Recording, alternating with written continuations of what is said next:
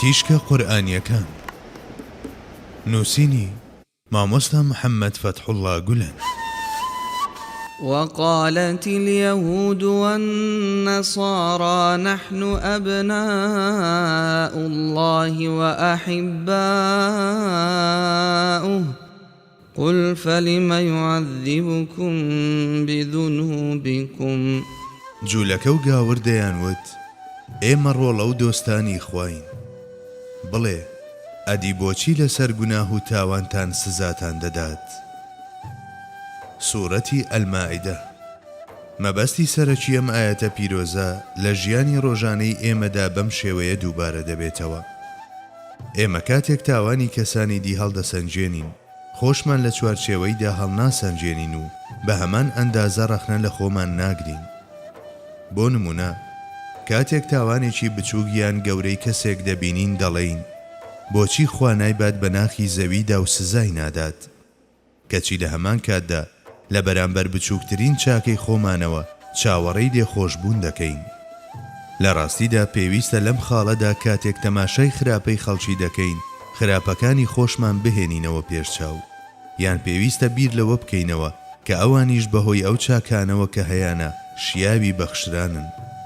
هەنگاوێک لەمەش لە پێشتر پێویستە گوناهەکانیان کە بە ئەندازەی چیایەک دەبێت لە بەرچاوماندا هێندەی گوێزێک بچووک ببنەوە و چاکەکانیش کە هێندەی گەردیلەیەک دەبن وەک شتێک ببینین کە دەکرێت ڕزگاریان بکات، پاشان دەبێت حاڵی خۆمان ڕێک بە پێچەوانەی ئەمەوە هەڵبسەنجێنین. هەنووکە گەر لە ڕۆژنایی ئەم پێوەرەدا تەماشای پڕوپاگەندەکانی ئەهلی کتاب بکەین کە لە ئاەتەکەدا هاتوون، ڕوون و ئاشکرا ناشرینی و قێزەوەنی ئەم جۆرە پڕوپاگەندانە هەم لای خوا و هەم لای خەڵکی دەردەکەون. ئەگەر کۆمەڵێک هەستن و بانگەشەی ئەوە بکەن گوایە لە خەڵکی جیاوازن و لەوان ناچن و تەنانەت منداڵەکانی خوا و دۆستانی خوان و ئەمەش دەکەن بە هۆکارێک بە خۆبادان و کەشوفشوو، لە ئەنجامیشدا ڕەفتاری بێڕێزانە و بێپەروایانە لە بەرامبەر خوای گەورە دەنوێن و بەسووک تەماشای خەڵکانی دی دەکەن و بەم جۆرە و بەهۆی ئەم یەکەم قەناعەتە هەڵەیەوە دەرگا لەسەر زنجیرەیەک لە بیر و کاری هەڵەی تر دەخەنە سەرپشت. وا بیر دەکەنەوە کە مادام ئەوەندە لە خواوە نزیکین کەواتە هەرچێک بکەین لێمان خۆش دەبێت. واگومان دەبن کە هەر یەک لە عوزەیر و مەسیح کوڕی خوان، کەواتە ئەوانەش کە پەیوەندیان بەم پێغەمبەرانەوە هەیە بە هەمان شێوە سەرفرازن و بە خۆیان دەڵێن بۆچی ترسمان هەبێت و خەم بخۆین. خوا منداڵ و خۆشەویستەکانی دەپارێزێت و هیچ ترسێکیان لەسەر نییە. لە ڕاستیدا بە ئەوانەی پەیوەندیەکی لەم جۆرەیان نییە خەم بخۆن، چونکە سزا و ژان بۆ ئەوانەیە.